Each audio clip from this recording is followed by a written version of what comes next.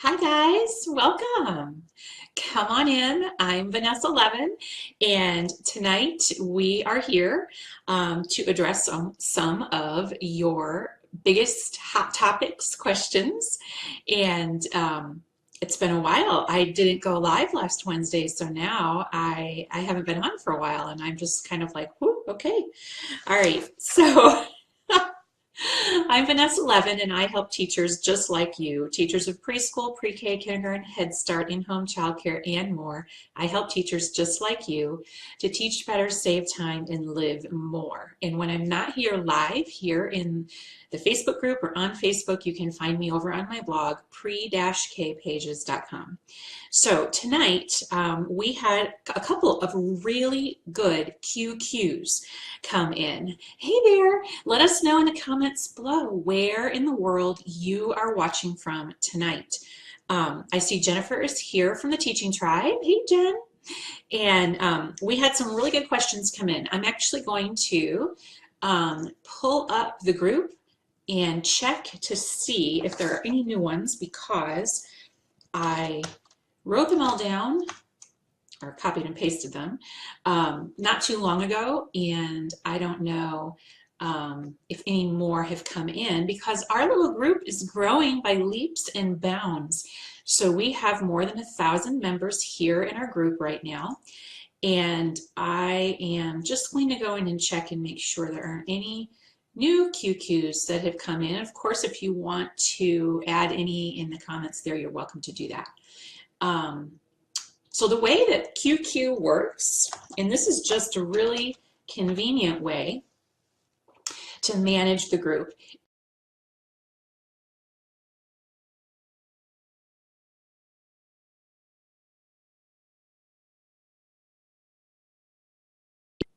Okay, so if we have any connectivity issues, try refreshing your browser. We're going to hope tonight is better than last week.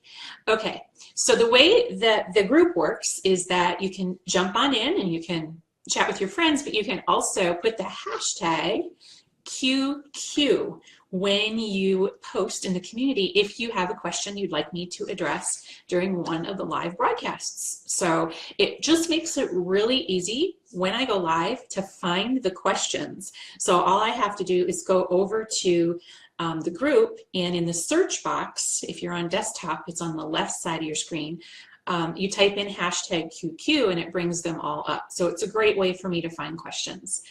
I see that Mary is here, Vicky is here. We got the text went out at 6:30 here in our time, and it is 7 o'clock now our time. So it went out 30 minutes ago. All right, let's see, Crystal's here, welcome. Okay guys, so the first question is from Elise, and Elise's question is, she is a brand new teacher. I'm going to minimize this over here because I see myself waving at myself. Elise is a brand new teacher, and she's going to be teaching pre-K 3. And she wants to know what her expectations should be at the beginning of next year. And so she got some really good advice. Actually, let me bring that back up here. She got some really good advice in the comments. Elise, you got some good comments here. Ellen says there's going to be a lot of tears, but if you plan ahead and have a schedule ready, things will go much more smoothly. And then she's definitely right. Good advice, Ellen. Oh, and Elise, thank you so much for putting hashtag QQ in there. You rock. Thank you so much. It makes it very easy.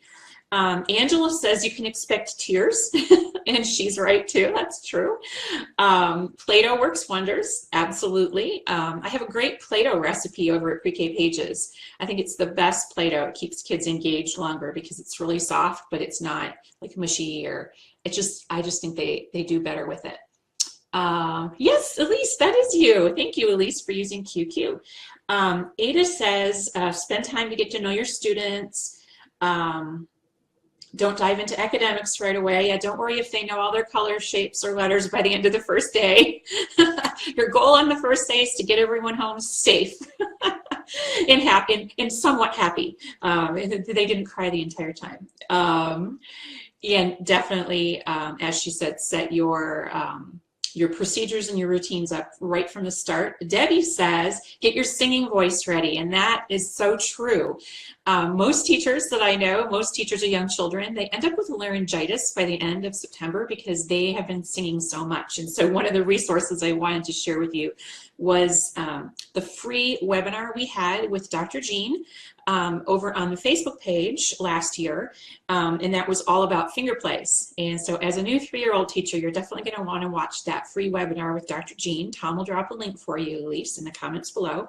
And then the finger plays packet, where Dr. Jean and I collaborated to create a packet of finger plays so that you can learn all the words to those in case you don't know them already, because you're going to want to have songs you can pull out of your imaginary teacher toolbox when it comes to working with the little ones. So, hey, Claire and Lori is in the house. Roberta's here. Anne-Marie, hi, Anne-Marie, yay. Some of my friends from the Florida meetup are here. How cool is that? Okay, so Elise, I hope that helps. Oops, I'm dropping things here. I hope that helps. I think that, I think 3s, you know, I taught 4s for most of my years, 4s and 5s, but I have a group of 3s right now, and I think they're a little sweeter. Like just a little sweeter than 4-year-olds. Like I think that 4-year-olds are sweeter than 5-year-olds, but I think 3-year-olds are even sweeter. I mean, they're just so sweet. They would never hurt a fly. I mean, they're just so, they don't say unkind things usually. They're just, they're more sweet, I think. I think you'll really like it. Sherry is here. Brenda's here. Welcome. Okay, so don't get bogged down. I think my best advice, Elise, to sum it all up for you is don't get bogged down in the academics. I would go in with your expectation of just keeping them safe and happy on that first day, get a feel for it, and I think by the end of the first week you'll have a much clearer idea of what they can and can't do, and you can move ahead from there. But definitely keep all those songs in your pocket. The minute they start getting out of control, start singing. And I think that will be your saving grace there. And if anyone else has any advice for Elise, brand new pre-K 3 teacher, definitely drop it for her in the comments below. Okay. Now the next one is from Melissa. Melissa, we've got a very heavy question here, and I like it because these are not things I usually would address on the big Facebook page, because over there we get a lot of folks who not always are teachers, or maybe they're coming from a different perspective. So over here we have all the diehard preschool pre-K folks. So Melissa asks about the standards that you use. And that's a good question, Melissa, because there are many, and she needs a little focus on what to teach. And here's the deal, Melissa, about standards. And thank you, Melissa, for using QQ as well. Hashtag QQ, that helps me find your questions. Excellent. Here's the thing about standards. They are there to help guide teachers, right? That's great. They were made with the best of intentions. So they're there to help you, but they also can bog you down, because in the beginning, let's take Texas, for example. In the beginning, when I started here in Texas, we had pre-K guidelines. It was like, I don't know, a 10-page document. It was very brief and very vague, and it just could be interpreted in so many different ways, and that was great. I liked it as a teacher because then we had freedom. Well, then they decided that it was too vague and they needed to make it more specific, and they took that little, I don't know how many page document it was, and they turned it into a book of more than 100 pages, and every single little thing was broken down to the point where we were overwhelmed. I mean, we were seriously just overwhelmed. And there, Tom has dropped a link to it if you want to see what our standards look like today. They're much better today than they were the first time they were revamped. But it seemed very controlling, and they were telling you exactly what you had to teach, but they weren't really telling you how or in what way. And so it was very much like the Common Core standards. So it was very overwhelming for us as teachers. So I can see where that overwhelm comes from. But here's the thing, is that don't let it get to you, okay? Because good teaching is good teaching. I actually teach almost the same way now as I did with the big guidelines as I did when we had the other guidelines. It's more about putting on your teacher glasses and seeing what you're already doing and how it meets all those little things that are broken down. So sometimes when you're reading it, you're like, what does that standard even mean? Like, what are they talking about? And then after you've had time to digest it and study it, you're like, oh, I do that every single day. Why didn't they just say that, right? So a lot of times it's jargon, and a lot of times it's just not worded in a way that we would think of it to be worded. So I have a few resources for you here. So I think she said that she had, she's in Missouri, and they use the Missouri Early Learning Standards. So the deal is that if you're in public pre-K, there are no Common Core standards for pre-K, and I did a whole broadcast about that over on the Facebook page if you want to watch it. But a lot of states have their own. Many states do. So in California, they have the transitional kinder, and in Georgia, they have the GELDS or the GELDS. I'm not sure how to say it, the Georgia Early Learning, whatever. So Tom will drop a link to that. Texas has engaged New York Pre-K for ELA and math and all these others. They designed theirs to really align with kindergarten Common Core standards. And then we've got the Texas guidelines. So what I would do is look at the states, the other states, and see what they're doing. All I have to say about Texas and Missouri is that it could be worse, because I think New York is probably, yeah, just be lucky you don't live in New York. I know there's a lot of New York teachers out there. I'm sorry. You guys have it rough, because that is, you want to talk about dense, that is a tough standards there. Let's see. Sherry says you keep dropping off. Just try refreshing. Yeah, Lori, it's so funny.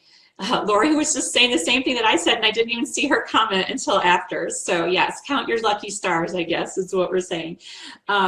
So Melissa was talking about the standards. She thinks they're too vague. And if you want to see, I think Texas did a really good job of breaking down their standards. So they list the standard, and then they list what it looks like in the classroom from the teacher's perspective, and then what it looks like what the student is doing.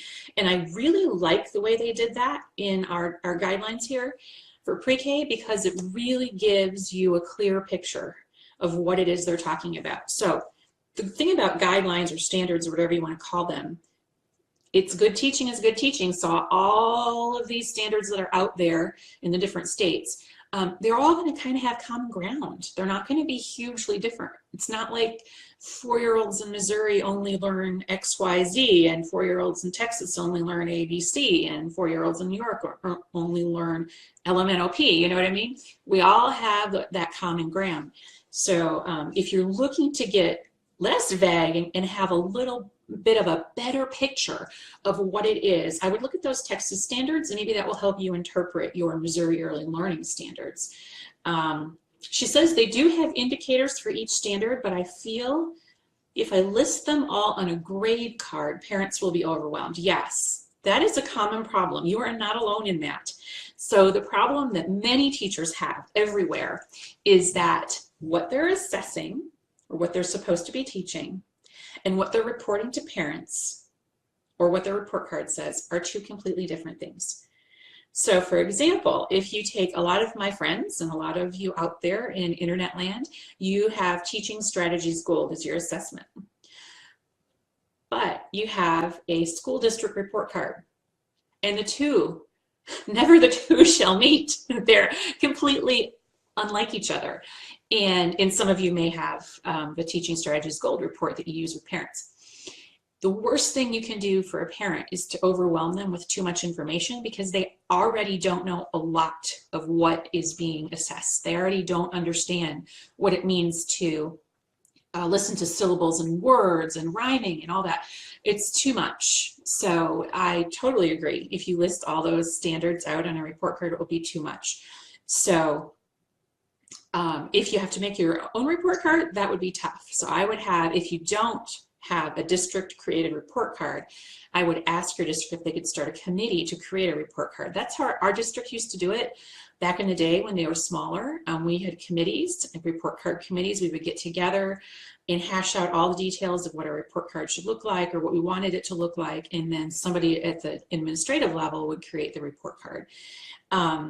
And I served on many different report card committees over the years, and then that's how I created the electronic report card at Pre-K Pages, based on those different years that I was on the committee and all the different things that we assessed.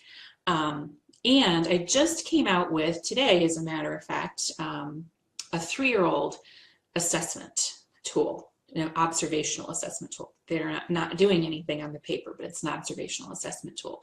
So I think that one is pretty parent friendly when it comes to the way that it's worded. Okay, so let's see. Melissa got some good advice here. Let's see. She's connecting with Shelby there. Yes, I like the way that we're connecting with each other here in the community as well. And there's a lot of people from Missouri in here, so hey.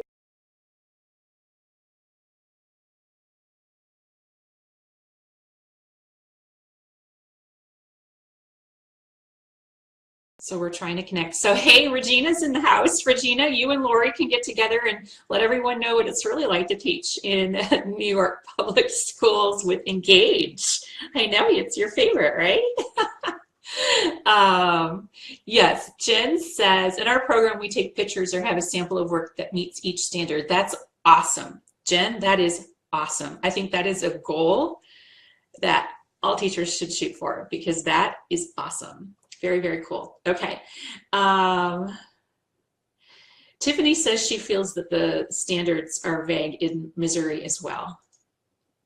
I think I'm wanting to move to Missouri. How about somebody else? All right. Bonnie uses Teaching Strategies Gold, and they don't list all the standards on their report card. Yeah, that's the way to go, because nothing is going to make a parent's eyes glaze over more than all of that mumbo jumbo on there. And usually what happens is we send our report card home. I'm sure this sounds familiar to a lot of you. We send our report card home, and then we schedule conferences, right? And then the parents come in and they have the report card. And we have a copy of it, and they sit down and they have a copy of it. We sit down, and what is the first thing out of their mouth? Who wants to guess? Let me know in the comments. What's the first word out of the parent's mouth when they sit down with you to look over the report card and have a parent conference? I'm sure someone is going to nail it right on the head, exactly what I was going to say. What are they going to say? Let's see. Lori says the parents don't even understand the teaching strategy. Yeah, circular file. Sorry, but it's true. Brenda says she's lost the connection. Refresh your browser. Okay. I'm sure that I'm probably lagging behind here, but what they say is, what does this mean, right, Elizabeth? They'll say, what does this mean? But they'll also say, how's my kid doing? And I used to think, well, didn't you read the report card? But then I realized the report card doesn't tell them how their kid is doing. You know, they don't really care about, can they segment syllables? They want to know, is he a good boy? Does he listen to the teacher? Does he tell you when he has to go potty? That's what they want to know. They don't want to know if he can segment syllables. And of course, all of that's important. They do need to know that, but it needs to be done in a better way, right? How's my child doing? Says Ann. See, how's my child? Is my child normal? You guys, you must be preschool teachers. Do they know any letters? Yes, they want to know that. There we go. Okay. So I hope that answers your question kind of, Melissa, is that let's look at some of the other standards to kind of give you a better idea of what your standards are all about. Look at those others and get some better understanding on those vague ones that you have in Missouri. And I'm going to make a prediction here, like I'm some kind of a mind reader, but I bet those standards won't be vague for very long, because the rest of the country is going in the opposite direction with standards that are too much. Michelle says some of Florida's standards are vague, but Teaching Strategies Gold is specific, and sometimes they don't match up. That is what everybody says. That is exactly right, Michelle. All right. Yes, Crystal says parents care about their child's social and emotional skills and interactions with others. And that's why I think that a report card should always start with those at the top. And in my school district, that was always buried at the end. And I'm like, no, no, no, it needs to go at the top. That's the part they're most likely to read. Let's not put the meaty stuff at the top, like syllables and stuff like that. They want to know, like, right, what's the first thing you see, right? Anyway. I hope that answers your question, Melissa. And thank you, Melissa, for using hashtag QQ. You go. All right. All right. And here's another really good question from Kristen. Kristen, thank you for using hashtag QQ. You rock. And she was asking about formal handwriting instruction. Should I be doing formal handwriting instruction in preschool? And here's the deal. I have written basically a big old long post over at Pre-K Pages about how to teach handwriting skills. And Tom's going to drop a link to it for you below, okay? So it has a lot of information there. So here's the thing. Those worksheets, I know that it seems like in order for kids to learn how to write that they need that support, but really it's not true. It's just something that we have in our heads. It's gotten in there and it's gotten stuck in there, but really at the preschool level, it's more about fine motor development. And really this could be a whole class. I mean, I'm just going to address it very briefly here, but when it comes to handwriting skills, your kids will be better served developing those fine motor skills. And she says that she already does a lot of sensory handwriting and things like that. So that is great. Good for you. Hooray. But think of all the other ways, because it's not just about the muscles in the fingers. It's also about the muscles in the palmar arch, the wrist, the elbow, the shoulder, trunk stability, crossing the midline. So much of that goes into handwriting that it would be impossible to even fit it all in 1 year. That's why kids develop over time and their writing gets better, right? So I don't think that you're hurting any child by not doing the worksheets. So that's the first part of what I was going to say.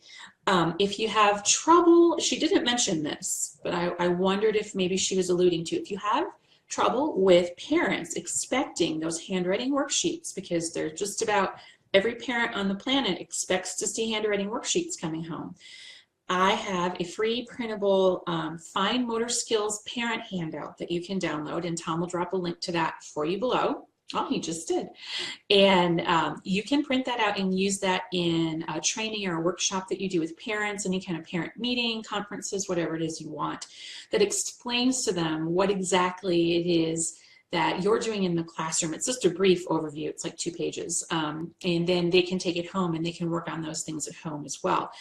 So they have a better understanding. So these are the things that are going to best serve the kids in your classroom right now, is developing those fine motor skills in the hands, wrists, arms, shoulders, trunk stability, crossing the midline. I could go on and on. So no, I don't believe formal handwriting instruction with worksheets is necessary, but I do believe that time for writing, independent writing, should be included every day. And those of you who are members of the teaching tribe know that we have our writing success path.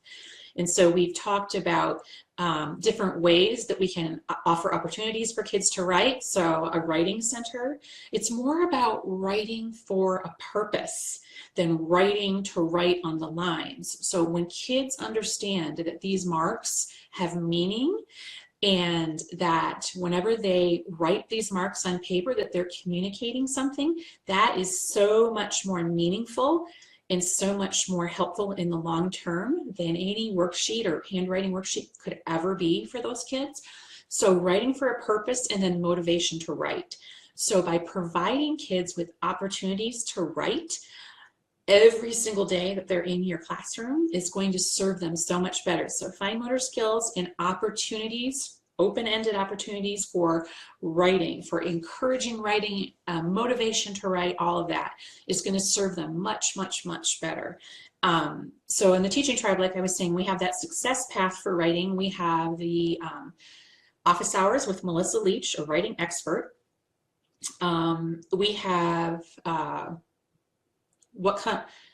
I forget the name of the power hour that I did on fine motor skills, but we have an entire webinar on the whole fine motor skills thing that we're talking about here. And then just having that time in your schedule every day for free writing, that's just blank paper. It's going to serve your kids so much better, because the more time they spend making marks on paper, whether that's drawing a tornado with their fist and a black crayon, the further they're going to go in their progress. So you might have kids making that black tornado on the first day of school, and maybe your goal with them is to get them to write the first letter of their name, and by the end of the year they're writing, like they're making all these marks and lines and saying this is telling you a story and illustrating and all this great stuff. So much more helpful and meaningful to a child than those handwriting worksheets. And I know that a lot of people were talking about Handwriting Without Tears, and that's fabulous. I'm familiar with that program. It's not something you as a teacher can probably buy on your own. It's more of something that your district or your program would adopt or purchase and then give to every teacher. So it's not really an affordable option for an individual teacher, and it's not something you want to implement on your own without coming from above. But it does have some workbooks that come with it. Most teachers I know who use Handwriting Without Tears say that they just stuff those in the closet, because I think they were just there to placate the people who wanted the worksheets. So unless you're forced to do them, I don't. We once had a program we adopted in our district that had workbooks that came with it, and we were told we must use the workbooks because that's how the publishing companies get you, because they want you to keep purchasing those workbooks every year, not you personally, but your school district, and so it's a moneymaker. And our administrator said, we're paying for those, you better be doing those in class. And so I ripped all of the workbooks up and I stapled them into packets and I put them in a folder. And on the last day of school, I sent them home with the kids. Because parents were like, what should I do with my kids this summer? I said, well, there's this if you... Oh, goodness. Okay. All right. So I hope that helps. Foundations from Wilson. Wonderful. Thank you, Fernanda. Where can I find the Texas standards? Hey, Michelle, Tom dropped a link for you there. Will you do a fine motor class? Asked Brenda. We have one over in the teaching tribe. There is a power hour all about fine motor skills. Claire says, thank you for the 3-year-old assessment pack. Oh, her coworker told her she doesn't need to do assessments with the 3-year-olds next year. I thought she was crazy because how am I supposed to know to teach them if I don't know what they know? That's right. Maybe she doesn't want you doing the assessment that you were doing. I don't know. Hey, Melissa, glad you like it. Okay, so that was Kristen's question, sorry.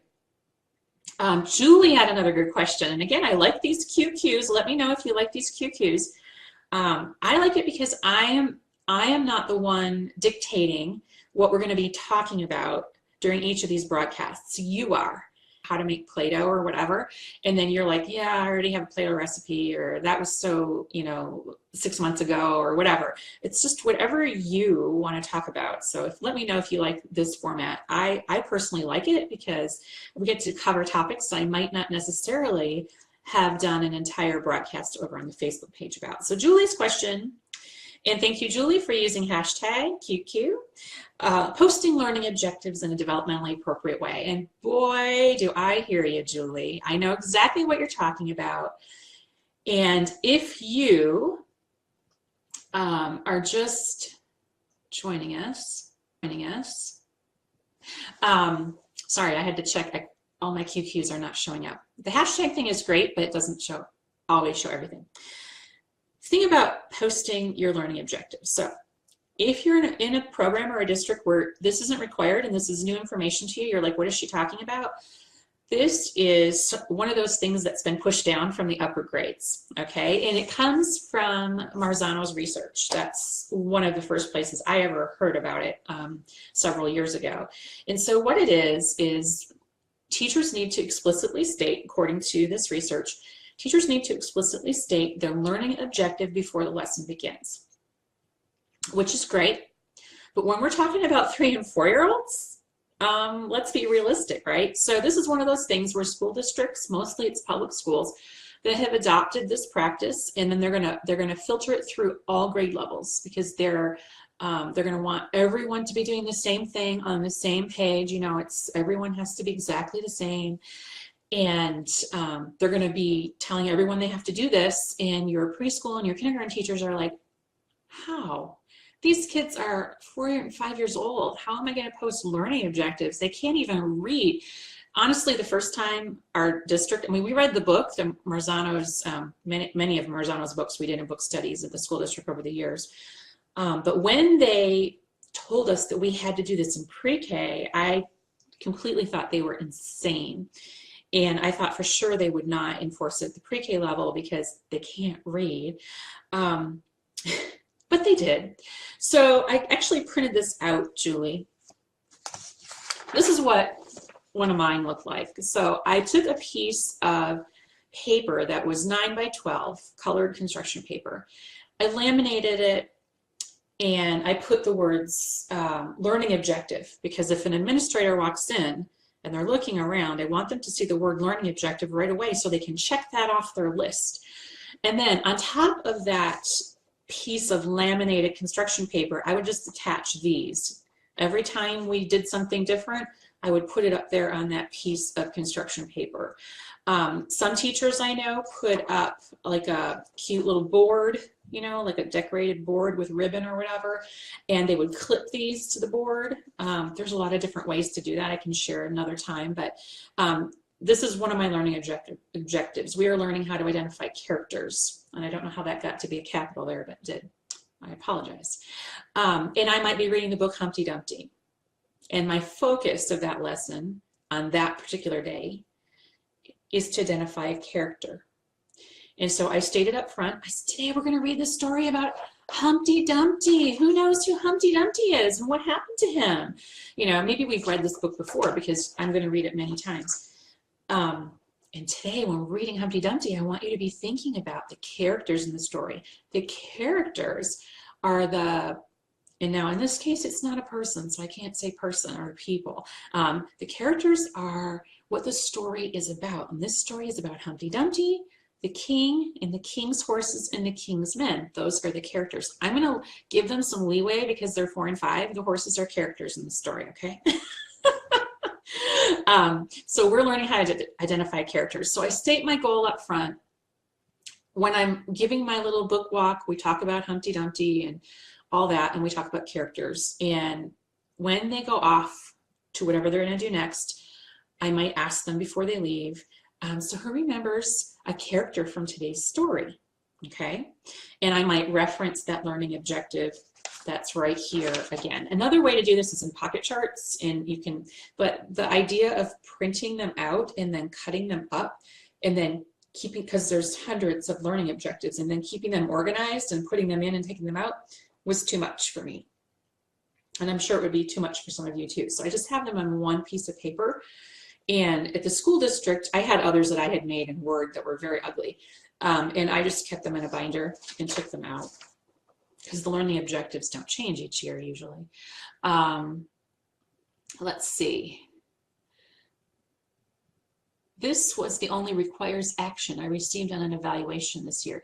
The objectives, Anne-Marie, yeah, they're tough because they take, to me, putting words up there and pointing to them is basically like writing in Chinese and then telling your class of 5th or 8th graders to read it. I mean, it's not fair.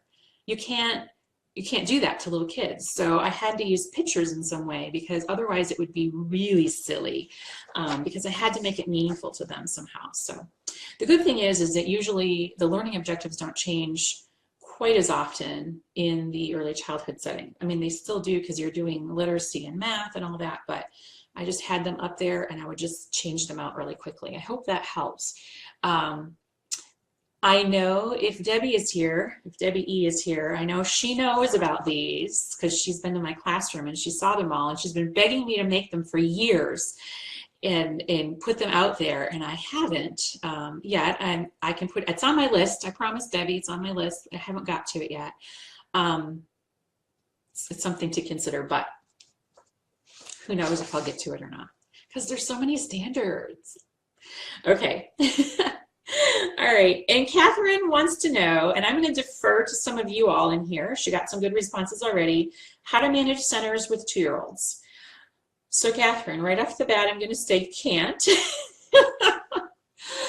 because that is like hurting kittens. Okay, I'm sorry, it's not Catherine. It's, oh, maybe it was. See, not all the QQs show up. That's a bummer. Okay. So Catherine asked about how to manage centers with 2-year-olds, and she got some good responses in the comments, but if you want to scroll down and give her some more tips, that would be much appreciated. But as far as managing them, that's not going to happen. I would prefer at the 2-year-old level to just have things out for exploration, and they kind of, and you kind of do something here and they're going to be attracted to it. Like everything that you have out, if it could be accessible to a bunch of kids at one time, they're going to go around in herds because that's how they work. You know, they're attracted to others and they have the herd mentality at that age level. So having the centers out there is great. I mean, you do want to have areas of exploration, but it's going to be more about you moving to those areas and interacting with them there. So if you're at the sensory table, the bulk of your kids are going to be there because you're there. And if you're at the art center or at the easel, the bulk of your kids are going to be there because you're there. So, and you're going to be directing something there, because if you just stand there, they're going to swarm around you like bees. So I don't think you can manage centers in the same way with 2-year-olds, but I'm going to defer to some of the other experts in this group there, in this group here. And then there was one more I just saw. And again, I'm going to defer to you all. This is Claire. I will be teaching 2- and 3-year-olds next year. How often should I have everybody use the restroom? My answer to that is as often as possible. I'm not, sorry, I just had to. Perry had some great advice, and Perry would be a great resource for Claire and Catherine both. Perry says you'll never get anything done at that rate. She said that she checks 2-year-olds when they first arrive, 3-year-olds too, and then usually every few hours you'll be able to figure it out in a few days. Definitely before going outside. That's the same with all age levels. It doesn't matter if they're 8 or 2. In toilet training, check with parents on the timing, because every kid's going to be at a different stage in their stage of potty training. Sharon says she asks about the little boys and if they prefer to sit or stand, because that does make a difference. But Claire, get with Perry about that. I think she's going to be a better resource for that particular one than I am. I was very fortunate that most, I'm not going to say all, but most of my kids were potty trained when they came to me at the age of 4. Not all. I would be lying if I said all, but most. Usually I would have at least 2 every year who were not, for many different reasons. Okay, so those are our questions for tonight. If you haven't joined our free challenge, Teach Smarter Summer Challenge. Tom, I think I forgot to give you a link, but it's pinned at the top of the Facebook page. We are starting on the 12th, which I believe is this coming Monday. And it is a free 5-day organization challenge, okay? And each day, all you have to do, you have to go to the link, and it's pinned at the top of my Facebook page. Go to the link, enter your name and your email so that you'll get the notifications every day during the 5-day challenge, and then join this group, which you already did. So there's really only one step for you if you haven't joined already. And so we're going to be having a summer organization challenge. If you've never done an online challenge before, it's a lot of fun. So each day for 5 days, Monday through Friday, I will send you an email in the morning with your challenge in it. And it's an organizational challenge. Somebody asked if you have to have access to your classroom, and no, you don't. in order to participate. You can also participate later if that happens to be the week that you're on vacation or the week that whatever happens. You can save those emails and then go through the challenges. And then every day for 5 days, I'll go live here in the group at answering your questions about the challenge and reviewing the challenge with you and giving any additional information.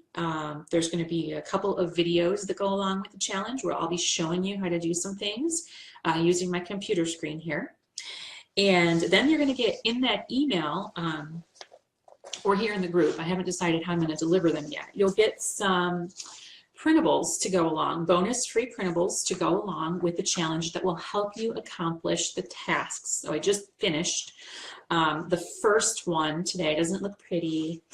And it's a 4-page printable that's going to help you accomplish the very first task on the first day. And they're short challenges. None of them should take you any more time than you have.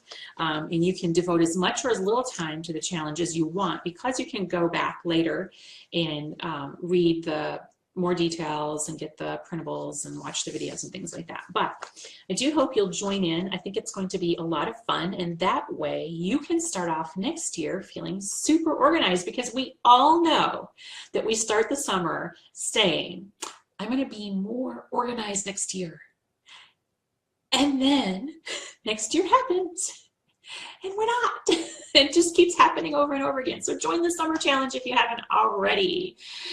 Anne says, my district wants I can statements. Yes, I can identify characters. Yes, I understand the I can statements. So that's another reason I haven't done those yet, because some districts want the we are and some districts want the I can. So whichever one I make, I only have a 50-50 chance of satisfying people, so, or districts.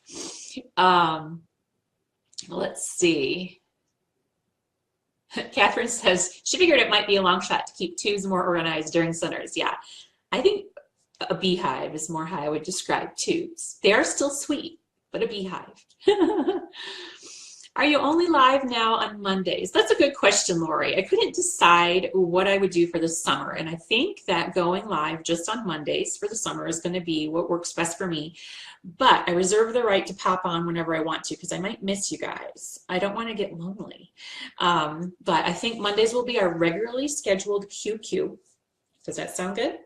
And then I'll go live, like next week I'll be live every day for the challenge, right? So that's 5 days worth of me right there. Yeah, and make sure that you're signed up for the text messages. Tom will always text 30 minutes before we go live here in the group. And if you're not on the text message list and you want to be, he'll drop the instructions for you below if you're in the States. Okay? And only because, not because I don't like you, but because that's how the free service works. It only works in the US because of the phone numbers. All right. Karen says she can't wait to get more organized. Yay! And there's the directions for the text messages. And if you have any friends that want to join this group, go ahead and share it with them. We are going to be having some fun stuff going on in the group this summer. I have a couple more things up my sleeve. So, and we are growing. We're over 1,000 members now. So I'm so excited. Thanks for tuning in tonight, everybody. Thanks for watching. And I will catch you live every day next week here in the group for our challenge, our summer organization challenge. Talk to you later. Bye.